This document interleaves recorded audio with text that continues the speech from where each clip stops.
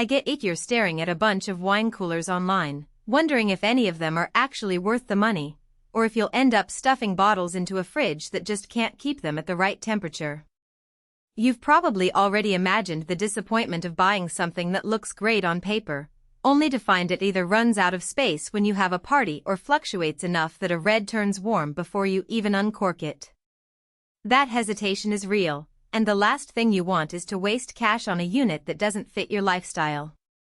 Link is in the description if you want to check the product details on Amazon. The EdgeStar CWBV80261 is a 30-inch side-by-side center that promises to hold 26 bottles of wine plus 80 cans of other beverages.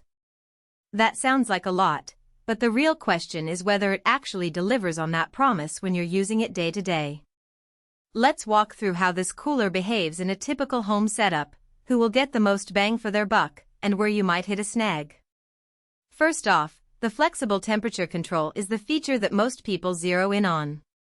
The unit lets you set separate zones, one for wine, one for beer or soda, so you can keep whites at 45°F and reds at 55°F without fighting each other.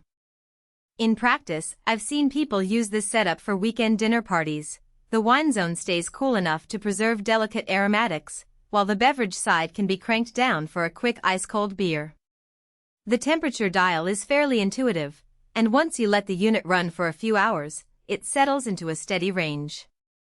The catch? The temperature range isn't as wide as a dedicated wine cellar.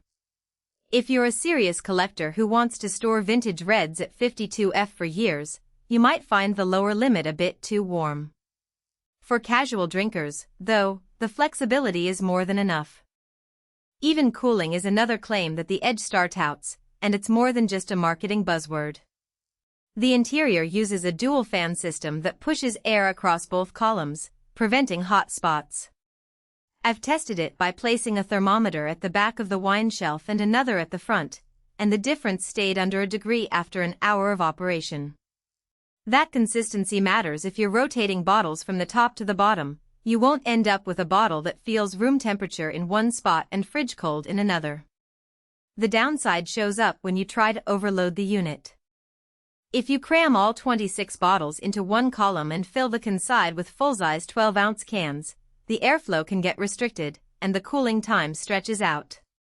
So, the design works best when you respect the suggested arrangement rather than trying to cram everything in.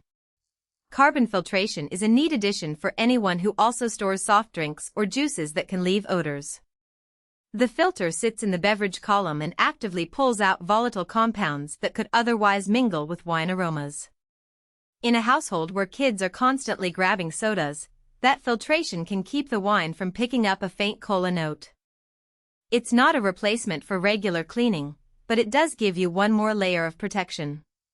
The practical downside is the filter needs replacement every 6 to 12 months depending on usage, which is an extra maintenance item you have to remember. If you're a minimalist who hates routine upkeep, that could be a deal breaker. The LED interior lighting is something you'll notice the first time you open the door after the lights turn on. It gives the unit a sleek, modern vibe and makes it easier to spot bottles in a dim kitchen. The light is bright enough to read labels, but it's also adjustable so you can dim it if you're looking for a more subtle ambience during a dinner party. One thing to watch out for is that the LEDs stay on for a few seconds after you close the door, which can add a tiny amount of heat to the interior. In a tightly packed cooler, that heat isn't significant, but if you're already pushing the capacity limits, it's another small factor to consider. Now, who should actually buy this EdgeStar? If you're a small to medium hosting enthusiast, think weekend barbecues, game night gatherings, or a home office that doubles as a minibar, you'll appreciate the combined wine and beverage storage. The 26-bottle capacity hits a sweet spot for a family that enjoys a glass or two each night without needing a full-size cellar. The separate zones let you keep kids' drinks chilled without sacrificing your wine's integrity. It also fits nicely under a countertop or in a pantry thanks to its 30-inch width, so it won't dominate your kitchen real estate. On the other hand, if you're a serious sommelier type who wants precise humidity control, vibration-free shelving, or the ability to store dozens of bottles at a single temperature, you'll likely skip this model. The EdgeStar is not a temperature adjustable.